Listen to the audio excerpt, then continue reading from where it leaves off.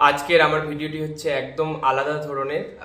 আজকে আমি ক্লাস 10-এর অভিব্যক্তি অভিযোজন যে চ্যাপ্টারটি রয়েছে, মানে ইভলিউশন অ্যান্ড অ্যাডাপ্টেশন, সেখানকার একটা ভীষণ গুরুত্বপূর্ণ প্রশ্ন নিয়ে বলবো। যে তোমরা অনেকেই জানো এই জায়গাটি হচ্ছে 100 পাতার মধ্যে এই জায়গাটি ঘোড়ার বিবর্তন, যেটি খুবই গুরুত্বপূর্ণ একটা প্রশ্ন। এখান থেকে প্রশ্ন আসতে পারে যে ঘোড়ার যে বিবর্তনটি রয়েছে সেটি একটি রেখাচিত্রের সাহায্যে দেখাও।